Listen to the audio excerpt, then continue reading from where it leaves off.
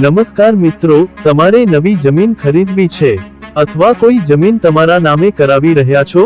જો હા, તો આ 8 મહત્વપૂર્ણ મુદ્દાઓ ધ્યાનમાં રાખજો, નહીંતર પસ્તાવો થશે.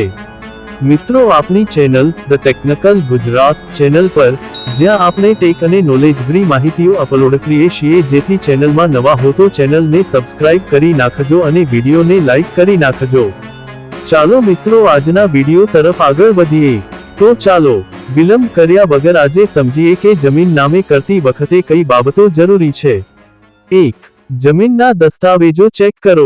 સૌથી પહેલું કામ છે જમીનના દસ્તાવેજો યોગ્ય રીતે ચેક કરવા, જેમ કે 7/12 ઉતારા, 8A ઉતારા અને ભૂલેખ રેકોર્ડ.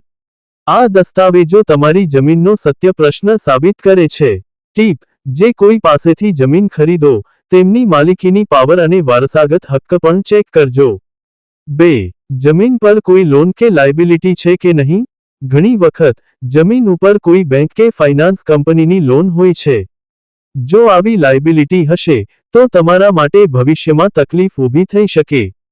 ટીપ: બેંકની NOC નો ઓબ્જેક્શન સર્ટિફિકેટ અને ઇન્કમ્બરન્સ સર્ટિફિકેટ જરૂરથી મેળવવું. 3. જમીન ખાતેદારના નામે રજિસ્ટર છે કે નહીં. બહુવાર જમીન પિતાજી કે દાદાના નામે હોય છે અને તમામ વારસદારોની સંમતિ વગર વેચાય છે. આવી જમીન લેતા પહેલા બધા દાવેદારોની સંમતિ છે કે નહીં એ ચકાસી લેવું ખૂબ જ જરૂરી છે. ટીપ: જમીન વેચનાર પાસે લીગલ દસ્તાવેજો અને પાવર ઓફ અટર્ની છે કે નહીં એ તપાસો. 4. જમીનનું ઝોન અને ઉપયોગ ચકાસો.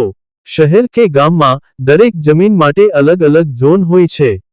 એટલે કે એ રહેવાસી રેઝિડેન્શિયલ છે, વ્યાપારી કમર્શિયલ છે કે ખેતીવાડી એગ્રીકલ્ચરલ છે.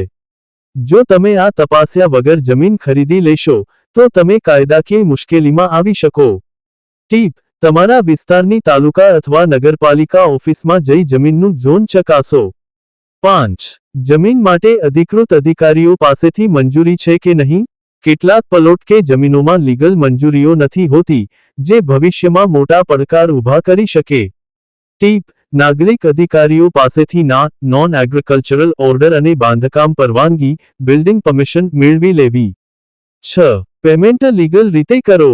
હંમેશા જમીન ખરીદતી વખતે RTGS, NEFT કે ચેક દ્વારા પેમેન્ટ કરો.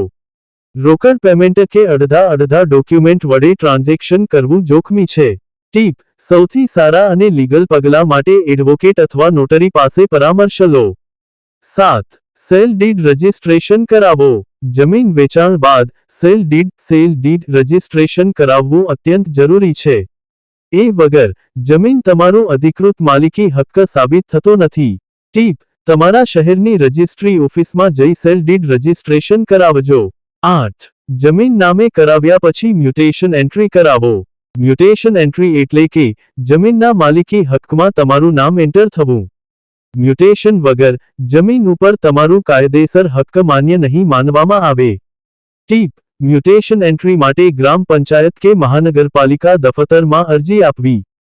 તો મિત્રો, આ હતી 8 મહત્વપૂર્ણ બાબતો જે જમીન નામે કરતી વખતે ધ્યાનમાં રાખવી જ જોઈએ. જો તમે આ સ્ટેપ્સ ફોલો કરશો, તો ભવિષ્યમાં કોઈ પણ મુશ્કેલીનો સામનો ન કરવો પડે. આ માહિતી ઉપયોગી લાગી હોય તો વિડીયોને લાઇક અને શેર કરો, અને ધ ટેકનિકલ ગુજરાત ચેનલને સબસ્ક્રાઇબ કરવાનું ભૂલશો નહીં. અને આપણે ઘણા આવા વિડીયો આપણી ચેનલ પર અપલોડ કરેલ છે, તેમાં પણ એક નજર ફેરવી લેજો. શું તમે આ વિષય પર વધુ માહિતી માંગો છો? નીચે કોમેન્ટ કરી જણાવો. અને ફરીથી એક નવા વિડીયો સાથે ફરી મળીશું.